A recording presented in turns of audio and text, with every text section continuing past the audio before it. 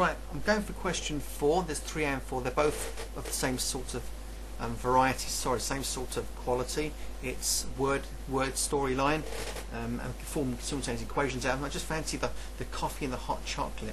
So it says here, a coffee and a hot chocolate cost X and Y respectively.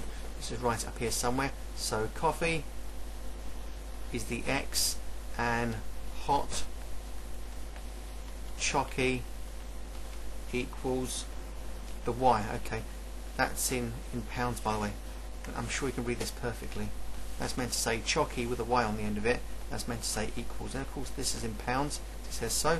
You won't get a cup of coffee, you know, for under £1, will you? And not hot chocolate either. So that's that. Right, it says 2 coffees and a hot chocolate cost £9.50. Told you it's expensive. So 2 coffees, so 2 X's, and a single hot chocky, a Y, comes to £9.50. Alright, and let's make some space here for the other equation. It says 1 coffee, which is an X, and 3 hot chockies, which is 3 Y's, comes to £13.50. Well, there goes all your pocket money, doesn't it? Right. How much did the buffet... No, I'm not doing the Chinese one. How much do you pay for each type of drink? Solve this using a graphical method. When I've got the grid ready to go, I'm hoping it's big enough. Right, let's just do this again. The usual technique is to make X 0, and therefore straight away I've got Y equals £9.50. So I've got the point 0, 9.50. Alright? So 0, 9.5, 0 along 9.5, bam, there you go. Let's just do another one on this side, well, underneath I mean. That's 9.50 again. We're going to make the Y 0, so goodbye. So I've got 2 cups of coffee come to £9.50. I mean, it's crazy, isn't it? So a single cup of coffee is going to be £9.50 divided by 2, which is £4.50, £4.75. A cup of coffee. I bet it's putting out a litre of coffee with everything in it. Right, so I've now got the coordinates 4.75. Hope these don't go off the screen. And 0 for the Y. Better put 0 there.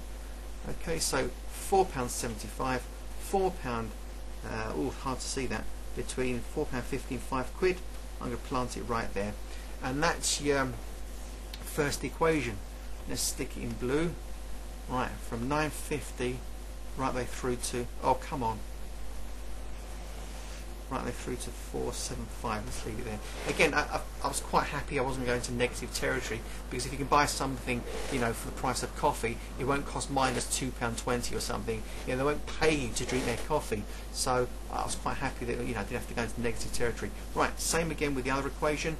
We'll make X equal to 0, shall we? And then I've got 3Y equals, so in other words, 3 cups of coffee come to, sorry, hot chocolate come to £13.50. A single chocky is £13.50 over 3. Get the machine on this. 13.5 divide 3. £4.50 for hot chocolate. Are you serious? My goodness. Oh my goodness. Anyway, there it is. £4.50 for hot chocky. So I've got 0, £4.50. I mean, this is the centre of London, you know. 0, £4.50. That goes there. And now we'll do the same equation, and in blue please, it all stands out all nice. Thanks. Thanks. Blue. Right, so X plus 3Y, £13.50. And the moral of the story is, you go like Tesco's or something, you get your own flipping coffee, and it's like, you know, 10p a cup or something. That's what I do anyway. Right, where are we up to? Yeah, make Y nothing. So 3 lots of nothing is nothing. So a single, this don't make sense, does it? So a single, whatever it is, comes to £13.50. Of course it doesn't. Right, so I've now got the coordinate £13.50 and 0. Alright, because now the Y is 0.